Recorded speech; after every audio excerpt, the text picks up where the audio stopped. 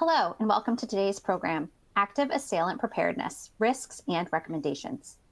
I'm Jessica Pagel, Learning Program Director at ASIS, and today's host. We have a great program ahead, but first, a few housekeeping items. ASIS International acknowledges and thanks Everbridge for sponsoring today's webinar. Everbridge provides enterprise software applications that automate and accelerate organizations' operational response to critical events, such as active shooter situations, terrorist attacks, or severe weather conditions, as well as critical business events, including IT outages, cyber attacks, or supply chain operations. Everbridge has helped manage critical events for 5,600 plus customers globally, reaching more than 700 million people in over 200 countries, reservations, and territories. For more information, visit everbridge.com. Centered on your screen are the presentation slides. To the left of the slides is the media player, where you should see today's presenters. Closed captioning can be enabled from the media player module. Find the closed captioning icon in the lower right corner and click to enable. Directly below the media player is the Ask a Question module. Should you have a question for the panel during the presentation, type it there and we'll address it during Q&A at the end as time permits.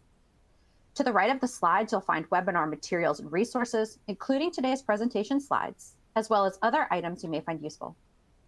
Should you experience any sound or audio disruption during the webinar, please refresh your browser. If additional help or support is needed, click the question mark icon at the bottom of your screen. Completion of this webinar is eligible for 1 CPE credit. CPE credit will be updated directly into your user profile within 48 hours after the webinar's conclusion. At the bottom of your screen is the navigation bar to access speaker biographies, as well as additional tools, resources, and programs. Hover and click to explore more. Today's presentation is being recorded and will be made available on demand within 48 hours.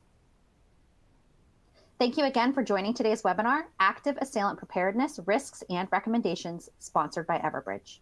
I'd now like to welcome today's moderator, Scott Briscoe, Content Development Director at ASIS. Scott, the floor is yours.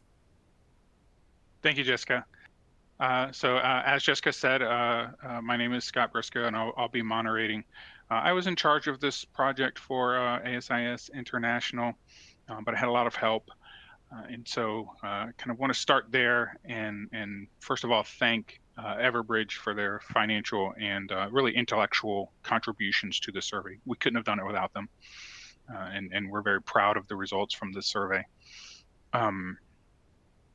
And with that, I want to ask each of the presenters to kind of just give a quick bio of themselves. And we'll start with you, Drew. Thanks, Scott. I'm Drew Necker. I am the principal consultant for Co-Secure Enterprise Risk Solutions. We're a security consulting firm that works across a number of different industries.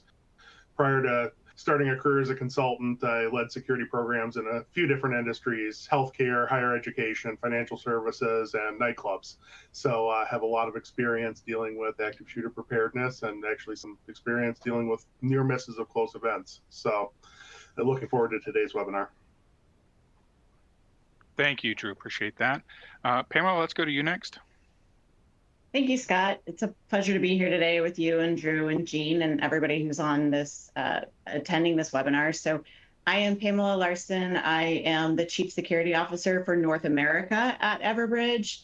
I joined Everbridge, 3 months ago. And I came from Twilio, which is a software company. Prior to that, I'd been there for almost 2 years as a Director of Corporate Security, Strategy, Risk, and Compliance.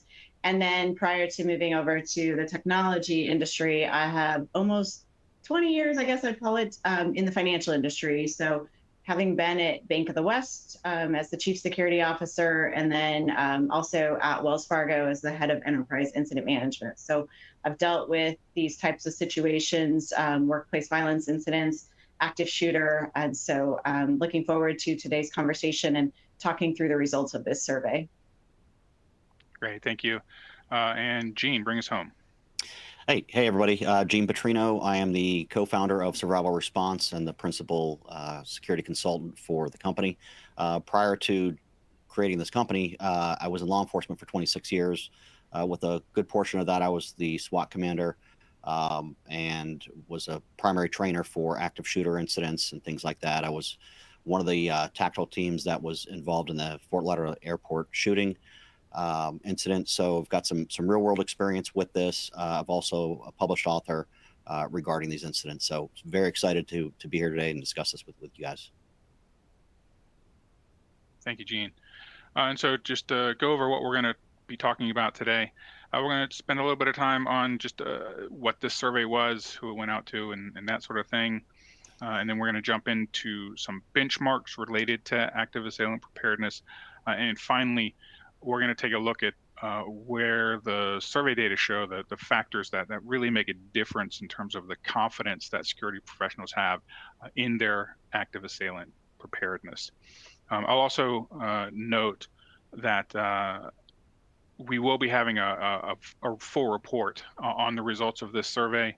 It will be ready in the days ahead. Everybody who registered for this webinar will be sending you a link to that as soon as it's available.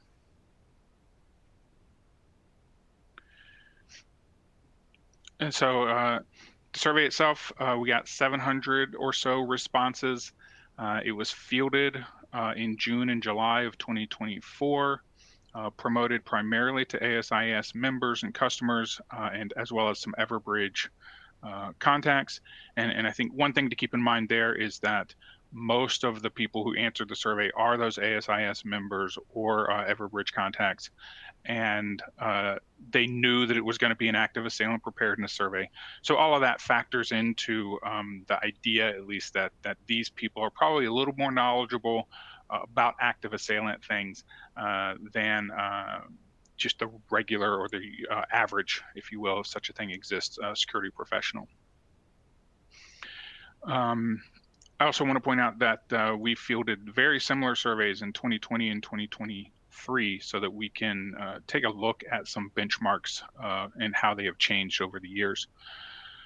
The people who filled in the survey, there's 3 slides here from demographics, or 3 charts here for demographics, location, title, and number of employees. Really, the point I want to make is that the demographics of this survey mirror the survey demographics of most of the surveys that we've run in the past 1.5 to 2 years. They're all going to be within this, have similar numbers to this. And taking a look at the 2020 and 2023 demographics, they also kind of fall along this. And I guess another factor to consider to show that this is kind of a representative sample is that these numbers, while not exact, do come close to the overall kind of ASIS membership and the type of firms that they come from, their titles, and where they are in the world.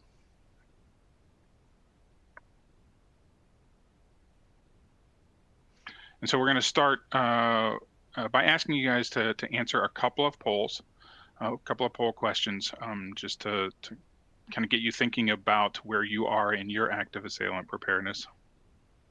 And we'll start with this one.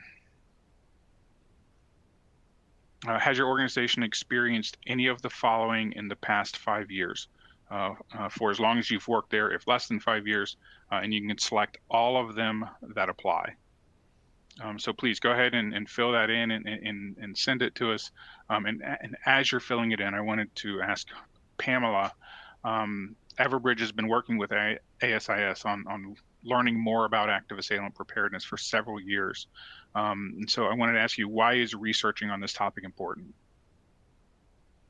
Yeah, it's definitely an important topic for all of us, because with the research, we're learning, so much that on a daily basis. I think it doesn't take much for us to read about the threats, whether it be an active shooter or workplace violence incident.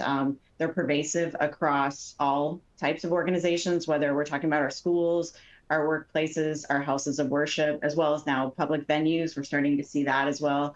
So I think the research studies, such as the one we're going to review today specifically, as well as prior research when there's lessons learned from those who've experienced an active shooter situation, those add value for all of us to provide that knowledge. It helps us guide the plans that we put together, also our processes and our training that is so necessary to ultimately respond in such an event and such an incident. So I think over the years, for me specifically, it's also helped build that preparedness program to really give us more capabilities, not only to be proactive, but also for prevention and early detection, as well as those training programs that we, lead our employees, our team members, our students, faculty, whatever it is that we're working with, we lead them through to build a more resilient response, and then also create a safer work environment. Great, thank you, Pamela. So I'm seeing a lot of participation. This is your last chance. Fill it in now and hit submit, because I'm moving forward to the results.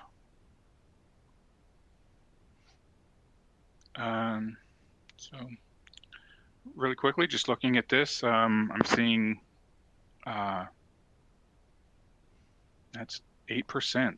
That's going to be interesting as we move forward on this. We're gonna show you what came out of this when we asked the question of the survey participants, and I'm seeing things that are very similar in terms of numbers. Incredibly similar, actually. Thank you for filling in that poll. We're going to go ahead and ask the next poll question now. How confident are you that your organization is prepared for an active assailant incident? When we asked this question in the survey, we had numbers attached to it instead of the letters there, but it's, choose 1 to 5. 1 is not at all confident, 2 somewhat confident, 3 medium level of confidence, 4 mostly confident, and 5 highly confident. And while you're filling this in, please fill it in, hit the submit button.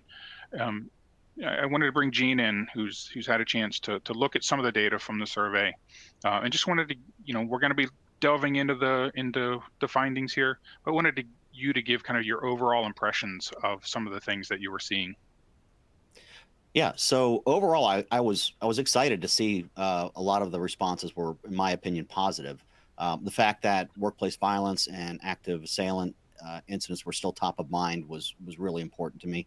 And the other thing that I thought was kind of encouraging was a lot of the respondents, I think it was in the 70 percentile of the respondents, said that they have an early warning system, a communication system set up, which is really, it's vital when you're trying to deal with these incidents as far as, from a management style, and really it saves lives getting that early notification out. So that to me, those really were the 2 highlights that I found were very valuable in the survey.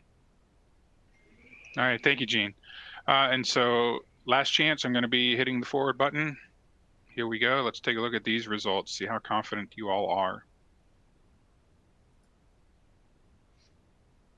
All right.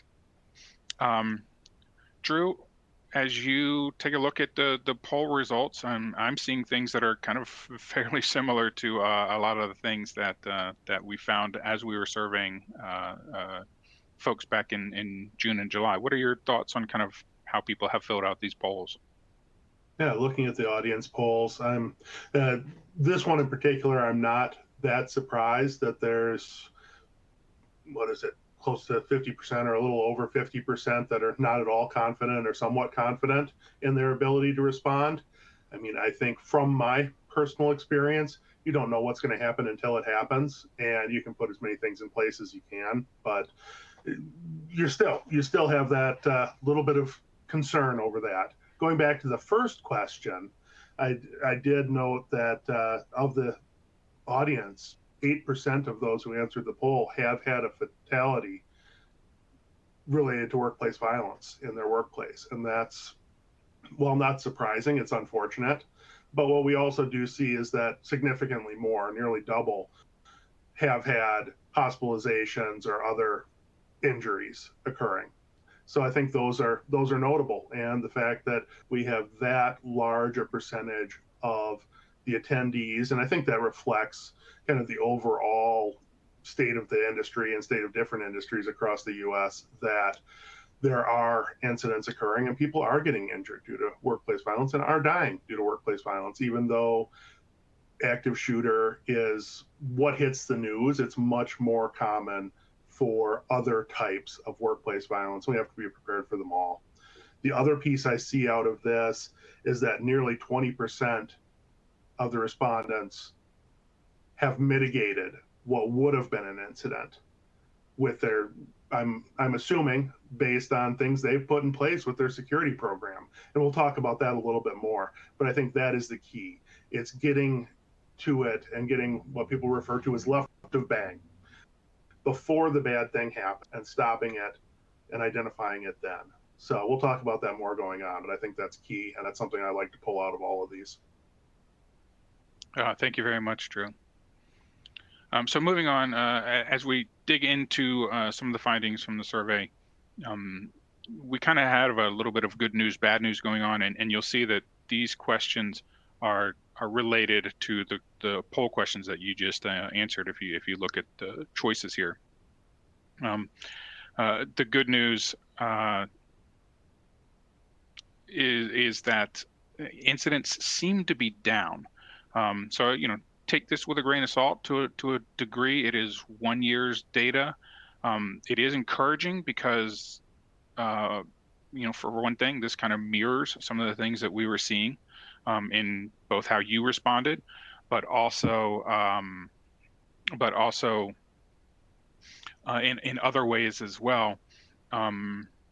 We do know that in the U.S., for example, violent crime is down.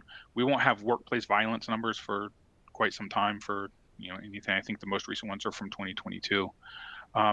So it may be a little while before we can corroborate this. But the fact that all of them are going down is encouraging. But flip that to the bad news portion. Again, these should look familiar to you. About a quarter of about a third of folks, a little bit more than a third of folks, are in that not at all confident or somewhat confident, and more are less. We would like to see more in that medium level or mostly confident range. And I want you to pay kind of particular attention to that question. As you know, security can be really hard to measure hard results, to measure progress and things like that. So one of the things we do in the survey is we ask about a bunch of different factors that people either have in place or could have in place. And then we also ask this type of confidence question to see how those factors, when they are in place, if that affects the confidence level that security professionals have. And so as we move forward and start looking at some of those, how effective some of those measures are, we do break these, and I broke these into two different components. People that answered mostly and highly confident as one side, and everybody else, the medium, somewhat, and not at all confident, on the other side, to kind of measure that confidence. So we'll take another look at that moving forward. And then so Gene, I know when you first look at this, I think everybody sees the 16% that's not at all confident, and that's a little bit concerning. But I know that the first thing that stuck out to you was that 11% who were highly confident. So why was that sticking out to you? Well, anyone that's ever been involved in either as a unfortunate participant or someone who's had to manage any kind of critical incident, especially an active assailant incident, they know the fact is that everything that you have planned probably is not going to go as planned. These are very dynamic environments. Things are constantly changing, and as much preparation as you do, you're just not going to, it's just going to be controlled chaos, to be honest with you.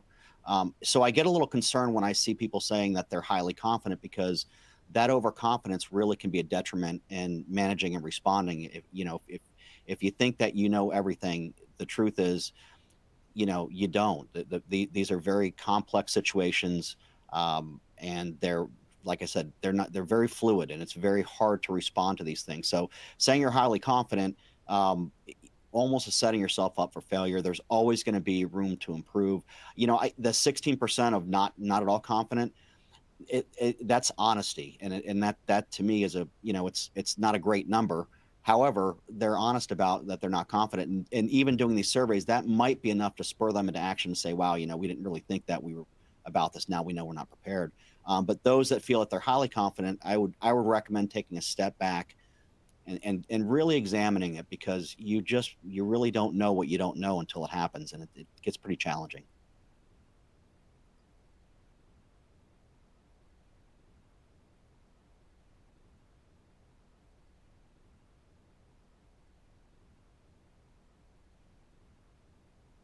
Drew, I think you're on, or Scott, I think you're on mute.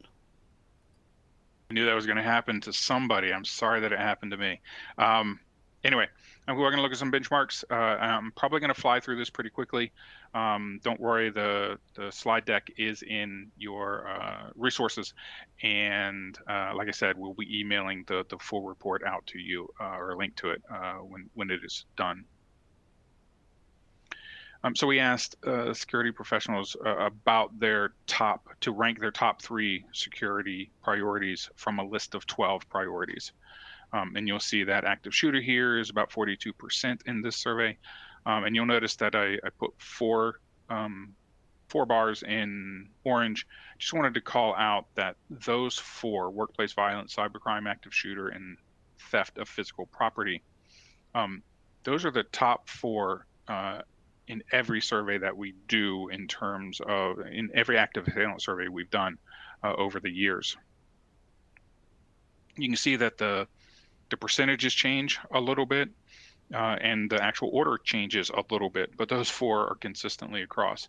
And just one thing to note: these are statistics. This is a survey. It has a margin of error of plus or minus 4%.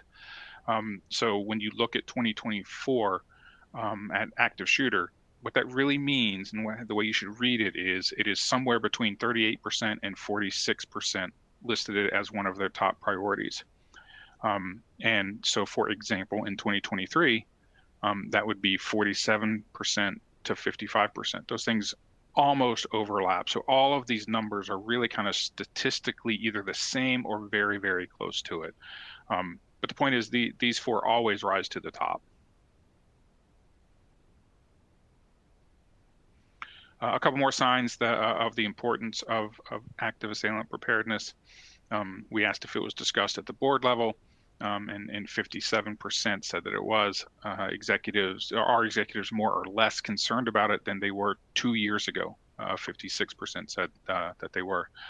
Again, if we were to put up the numbers from the 2023 and 2020, it would look very similar, as all of these numbers would be within the margin of error. So this is pretty consistent through the years, that it is discussed at the board level at more than half of organizations, and that it seems to always grow in importance. And surely it doesn't always grow, but I think that just shows that it is emphasized by executives quite regularly. And so I wanted to pause here and just ask Pamela, why is it important that an organization's leaders be engaged on the topic of active assailant preparedness? Yeah, I think, leadership engagement is so vital to any organization being prepared for anything. And ultimately, I think having their involvement is what fosters more of that proactive organizational culture.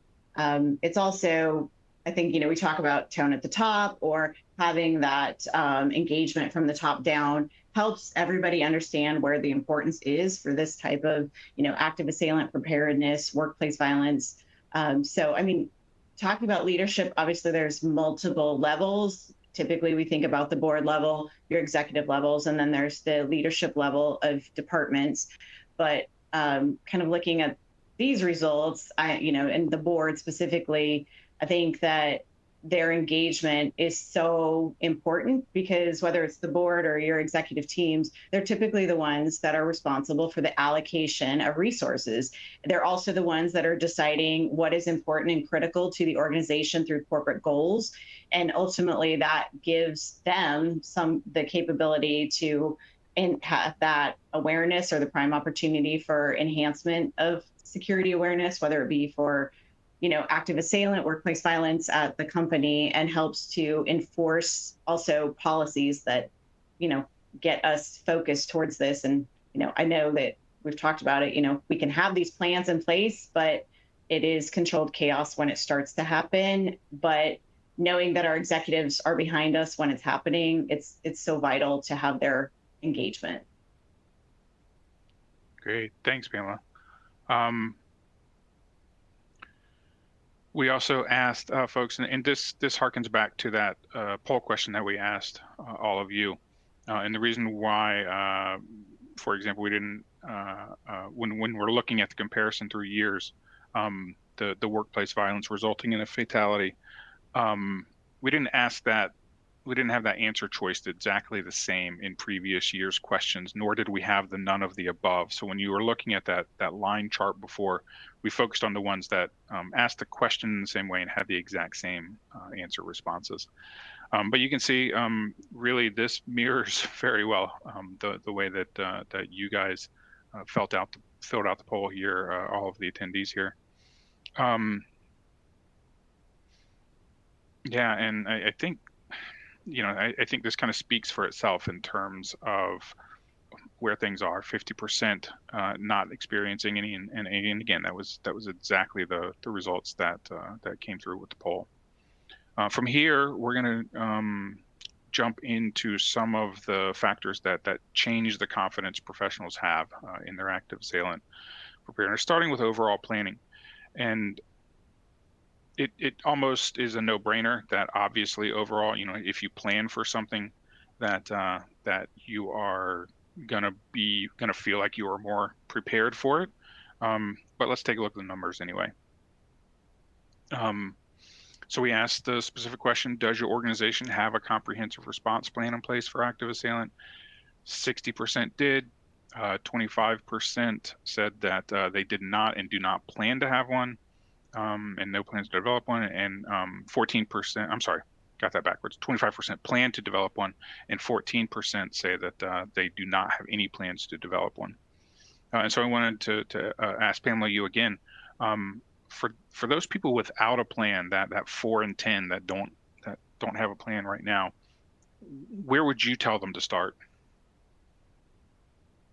I think it starts with creating a team, and it's a cross-functional team that, you know, depending on how an organization terms it, whether it be a working group, a steering committee, whatever is the norm in that organization, but to get that engagement cross-functionally and from the stakeholders and your partners, I think from typical, like working on these in the past, typically you're seeing engagement from your HR partners, your facilities or real estate partners, your legal, privacy, compliance, as well as communications across, you know, working with the security team to write these kind of plans, because it is not a silo. It's not, you know, security does not sit on an island by themselves and have to write these plans and enforce the plans and respond. It is an organizational cross-functional effort that takes place.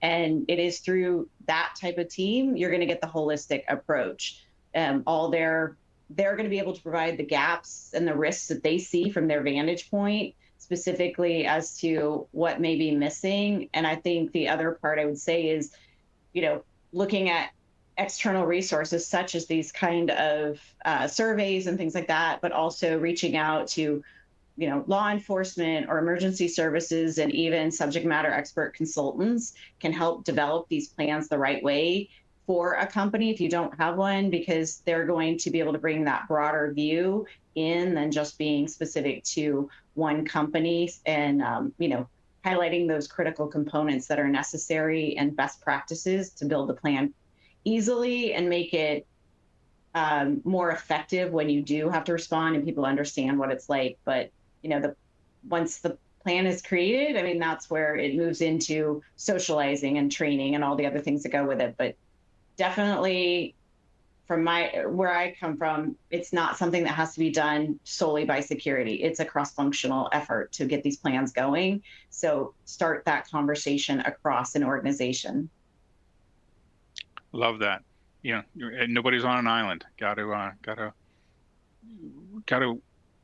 find your resources and use them. So thank you for that. All right, we're going to take a look at the effectiveness measure. Again, it is a no-brainer that if you have a plan, you're probably going to be more confident. And if you remember, I divided things from into 2 categories: highly or mostly confident. and medium level somewhat or not at all. And so people with a plan, the 60%, roughly 60% that had a plan, 56% of them were either highly or mostly confident. Those that either did not have a plan, whether or not they were planning on developing one, they were all lumped together, that 40%.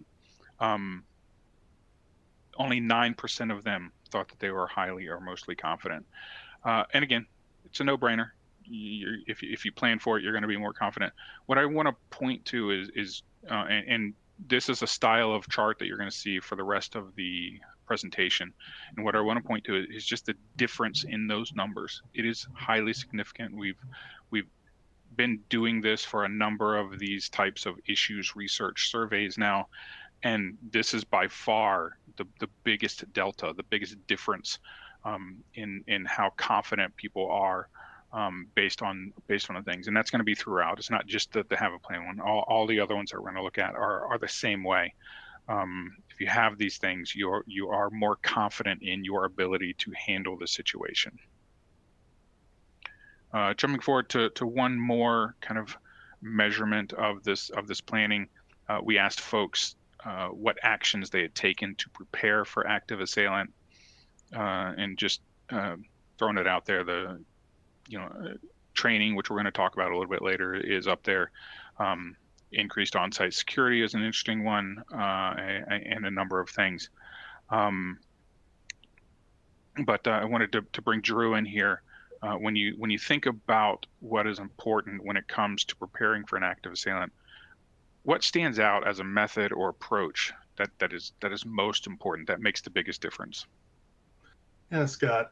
One of the things I like to, when I was internal and the director of security for organizations, talk to my board of directors, my C-suite about, and as a consultant, talk to my clients about, is we all want to talk about active shooter because it's in the news, we see it, it's a highly emotional issue. But active shooter is an extremely low probability event with a really high impact. So I don't like to see organizations concentrating purely on active shooter and letting that drive their security programs, which does often happen. What I like to see is that we can use those elements of those basic elements of a good security program to also decrease the likelihood and impact of an active shooter event. Everybody on the webinar, I'm sure, is ASIS members, so you're all very familiar with Security 101, but when I'm talking to non-security people, I pull out the good old 4Ds. First, we want to be able to deter a bad actor from doing something within our organization. We want to make it look difficult, or at least more difficult than the business down the road. If we can't deter them, we want to be able to detect what's going to happen before it gets bad or early on during the incident. Then we want to delay them from being able to do damage. And we want to be able to defend. So we have to have an effective response. And I think all of those elements also come to play in active shooter as well as all other security issues and security risks. So we definitely need early identification. We want to try to get left of bang before a person starts shooting. Once that first trigger pull happens, you're only mitigating damage. You're not stopping the incident. So we want to try to do that, whether it's threat assessment teams, whether it's active surveillance, whether it's employee awareness to identify suspicious behavior. All of those things can help us detect that before it occurs. Then we've got the target hardening and trying to locking doors, et cetera, helping people protect themselves once it does occur. And then we get to the point where we have to have an effective response. So I think those are all really important elements. And I think all of those fit into a holistic security program as well. And I think you can really build on that to increase active shooter. And frankly, unfortunately, with the amount of airtime active shooters get in the media, our boards of directors, our C-suites, our clients are really intent on what are we doing to keep safe from active shooter. But we can leverage that to protect our organizations from a myriad of different threats as long as we put those in. And I think one thing that I didn't call out in there, but is highly important, and I want to reemphasize, is training for employees and helping every employee understand what their role in the security program is and what they should do. So it's a basic see something, say something, and what is suspicious, and how do I notify somebody who can deal with it. Thank you, Drew. Really appreciate that. We're going to jump into another factor now, communication. We asked several questions dealing with communication in the active assailant preparedness scenario. The obvious one, do you have a communications plan in place for active assailant incidents? A robust 3/4 do, so that's a great number to move forward with. We also asked specifically about emergency notification systems, asking first, do you have the technology? 68% said that they did, 17% said that they did not but plan to, and the rest do not have plans to add. Importantly, we asked how long it would take them to notify constituents. By constituents, we mean employees, students, whoever needs to be notified in such an incident. 23%, or about a quarter, said it would take seconds. Half said it would take minutes, and more than an hour. I'm not sure if that even means you have the capability, but we'll lump everybody else together as more than minutes. And finally, the frequency of emergency notification systems, because if you have a system, you want to be able to test it. 41% test it more than once a year. A quarter test it annually, and then the rest of folks have no set schedule to test it. And so Gene, what are the important considerations for communications during an active assailant incident? Oh, I mean, it's critical. The ability to notify, the people, whether employees or students in an organization, the sooner you can do it, the more lives you're going to save. So it's absolutely critical in these types of events. And Pamela, you both work at Everbridge, but also have been in a CSO role. How difficult is it to implement an alerting communication system? I would say that, adding these mass notification systems really is not, it's not any different than many of the other technology systems that our companies add in. I think the part is that, we have to remember it takes advanced planning. It's not something you can just, plug and play. There's a lot of planning and engagement has to go into it with the right teams early on. And I think that goes to, making sure that the right stakeholders are at the table with you. There's security and privacy reviews that have gone through, as well as you have a good change management process ready and structure ready to ensure that path forward is smooth. But I think it kind of goes back to what I mentioned earlier about leadership, that first and foremost, where some of the difficulty comes in, is that you have to get the necessary funding and resources to implement the system. So from my own experience, resource allocation was usually the first blocker that I had to overcome. And that was about not only the cost of the system, but then if there was an additional add of full-time employees to be the ones that are using it and using it effectively on that part. But it really, having that data to show your leadership about the vulnerabilities and risks that we're facing if we cannot communicate in real time and effectively and efficiently with our employees when we need to, whether it be an active shooter or any type of emergency response whatsoever, that helps build that business case and show return on investment year over year. But another area where I've found implementation being a little bit more challenging is that if you don't go through those proper reviews. So there's a lot of need to understand, how does this system integrate with other systems, whether it be your own security systems, your HR platform, or IT systems as well. And so that's where your partners come in for those reviews, whether it be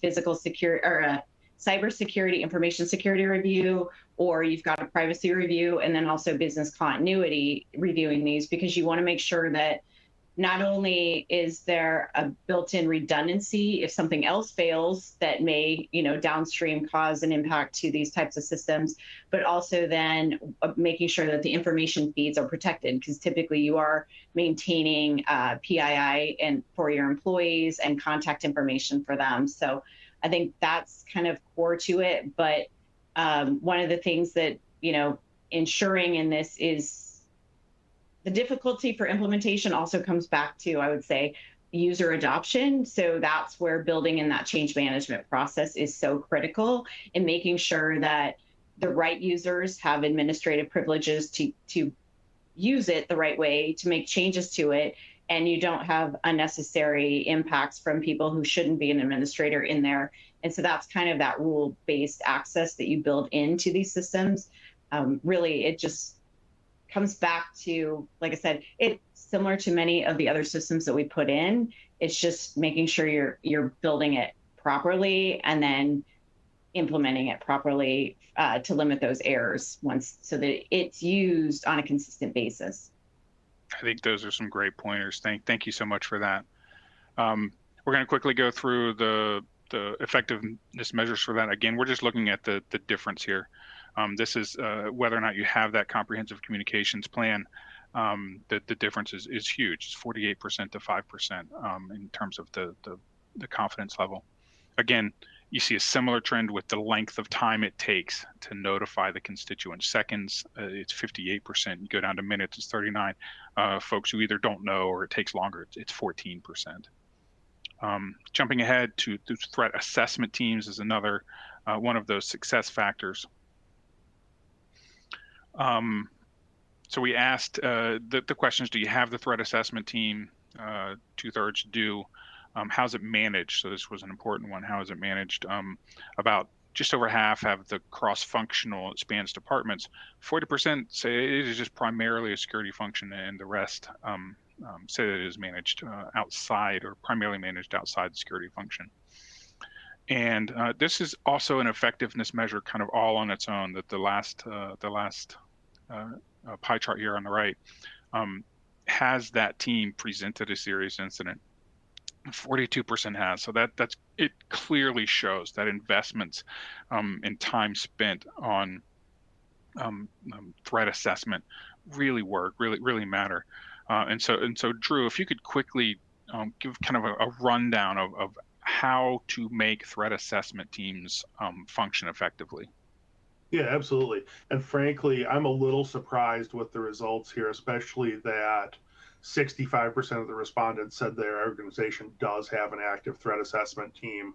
While they're becoming more common, I don't see that large a percent of organizations. So I think that speaks to who our respondents were, because with our consulting clients and just in the industry at large, I would say it's significantly less than half the organizations I see are even aware of the concept. So the fact that the people who responded to the survey, 65% of them have something in place, is wonderful, and it's great. And I think the fact that it has prevented incidents for many of them is important.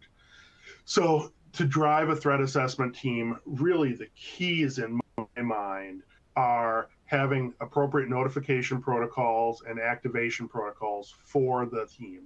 So having the organization as a whole understand what is potentially a threat and how do I tell somebody who can do something about it. That's the first element. The second element is that team then needs to be multidisciplinary and have the right people at the table who can each judge the validity of a threat. So whether the person brought to the team is making threats or actually poses a threat, and being able to determine that and having the right people at the table to be able to do that is extremely important. I've seen some organizations that have created threat assessment teams, and it's been kind of a organizationally important thing to be on the threat assessment team. So you have 20, 30 people on the team, none of whom are contributing anything, but they can all say they're on the threat assessment team. Having a small focused team that can actually do that and assess and manage the threat, that's the third piece. I don't like referring to the threat assessment process just as threat assessment. I like to refer to it as threat assessment and management. So a threat assessment and management team, because yes, we can assess the threat, but then we need to manage that threat and pull that threat actor back down to their baseline behavior so they don't present as much of a threat. And that ongoing management can take years with someone. It can be something we look at and they peak, we mitigate. They peak, we mitigate. And that can go on for decades. But if you're missing that management piece, yes, you can say, yep, it's a threat. What are we going to do about it now? High level, that's the important pieces. And so if you need any sort of motivation to think about your threat assessment teams, not just if you have them, think about how to make them more effective based on kind of what Drew was saying. This 40% is such a big number. 42% prevented a serious incident. That's significant. But if you need, we also have the effectiveness measure. You're also going to be a lot more confident that you're prepared as well if you have the threat assessment team. Next, we're going to look at training, and that's the last factor that we're looking at in terms of the how things affect the confidence levels of security professionals. We've seen this table before. It's the actions that people took, and I'm just highlighting the first one. I think either Gene or Drew highlighted that before. That 68%, almost 70%, do conduct active assailant training, which is a good number. And then we just as for benchmarking purposes, we asked if people trained on the run, hide, fight or the similar protocol. They call it something different in Europe. And more than 3/4 had actually trained on that specifically. We asked how often they run the drills. And you can see about 45% run them with some regularity, and just over half run them either with no set frequency or don't run them.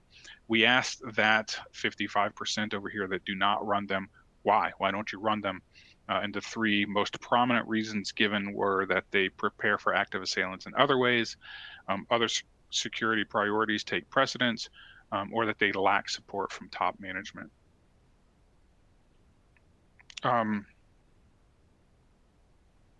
Sorry, while we're looking at this, I wanted to Gene has a point that he's not a huge fan of live active assailant simulation training, and if you could just briefly tell us why you think that is, Gene. Yeah, I mean, while this type of training is vital for law enforcement, first responders, there's really, in my opinion, not a lot of benefit for employees or even students. I think it causes more problems than anything else. You're trying to teach people to do these very complex things, and if you're not doing it frequently, you're not going to remember it, and it really ties up a lot of resources and money. And I think there's other ways that you can handle it. It's sort of like if you go to take like a 4-hour self-defense course that they're offering for free somewhere, that night you're going to come back thinking you're Bruce Lee. Within a week, you're going to forget everything you learned. And it's the same concept with these trainings. And there's also been a lot of injuries that have happened with them, and lawsuits that have stemmed from not having proper trainers come in there and things like that. So I think there's better ways to do it, and that's essentially a tabletop situation. Is probably the best training method you can do. And segueing right into Drew told me a story about a specific tabletop drill that he ran that illustrates why they're effective. So Drew, can you relay that again? Yeah, absolutely. And actually, it does segue really well off Gene's comment, because I don't think I mentioned this when we talked before, but this company that had asked me to run an active shooter drill for them had first asked for a live drill with law enforcement coming in and everything else. And I said, let's take it back about 4 steps. And first, let's do a tabletop drill just with the key players. And in reviewing that company's policy, it was a company with about 80 sites throughout the US, about 25,000 employees. And looking at their response plans, I identified very quickly that all of their response plans relied on 2 individual people. Their vice president of risk management or their vice president of support services.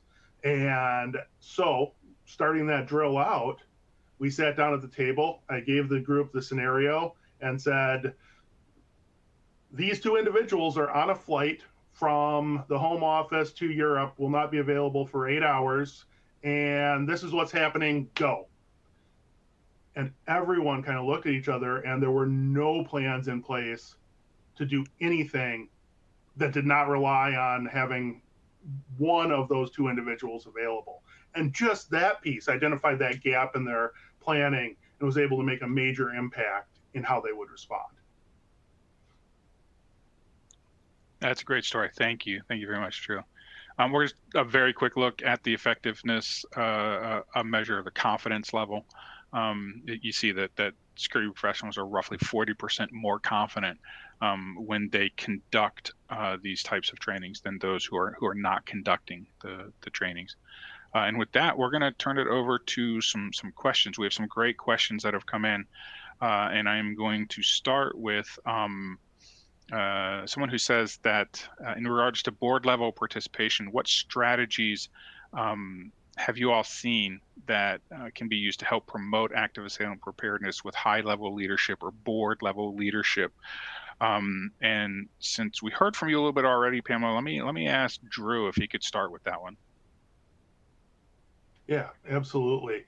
And I think one of the things security leaders should be very careful of is playing on emotions with that.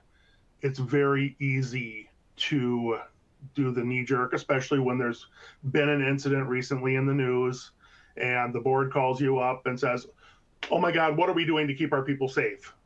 It's very easy for a security leader who may have been fighting for budget and fighting to get airtime with the board to use that opportunity to paint the picture that, oh my God, the sky is falling, everybody's going to die if you don't give me money to keep them safe. I think we need to, as security industry experts, make sure that we are not overplaying that and are not playing the sky is falling and talking about and making sure that they do understand that, yes, this is a low probability event, but the impact is such that we do need to be prepared. And here are the things that we can do to do that, but that also help advance our security program and our business in other ways. I've had a lot of success using that, and I think others can too. Great. So Pamela, I want to give you a chance since you were talking about it a lot in some of your answers. Anything to add to what Drew was saying? I think, yeah, I mean, definitely what Drew said is so true. It's not always, the sky is falling, but I think one of the things that also has been beneficial at that, the C-suite and the board level is kind of aligning with those organizational goals. The same thing is it helps you in the long run if you can show how the security programs are working hand in hand to meet those broader goals at the company, so that it's not always just this situation happened and now I'm asking for more money. It's how am I aligning the security program to these broader goals? Because typically when there is a board discussion and you're in that, it is about, there's always conversations about the well-being of your employees, constituents, whoever you're there for, and also the safe work environment. So ultimately, somehow weaving that in tends to allow for them to understand that you're not just there to promote an active preparedness or an active shooter preparedness plan or,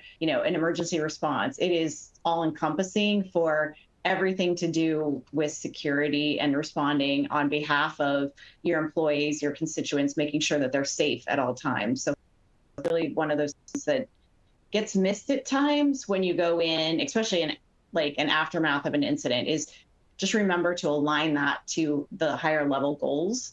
And typically they can see that benefit across the organization. Great, thanks. So another audience question we have, and I'm going to direct this one at Eugene, because you come from that SWAT and that first responder. We have a number of questions kind of around that first responder issue and how you should be working with local law enforcement agencies now to ensure that you are ready later. So can you give some pointers, give some hints? How should that be happening? What if somebody's not doing that? Where do you tell people to start?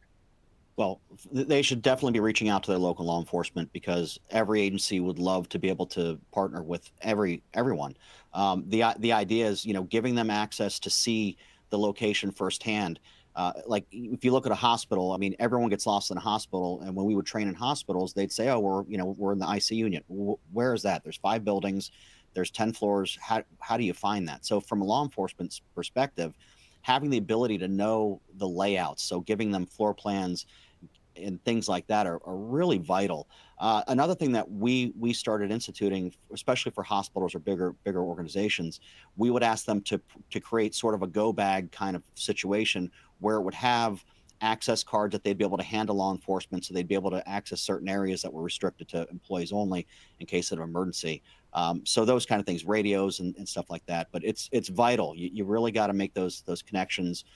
They're more than happy to come out and they'll even show you some of the vulnerabilities you might not even see that they can see right away. So it's a good opportunity for both sides. Great. Another question. So an attendee has said that all resources are scarce.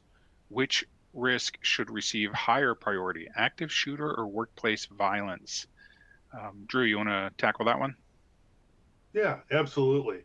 And I think that's a dynamic that we often miss. At least in my mind, they are not separate priorities. They are not separate risks.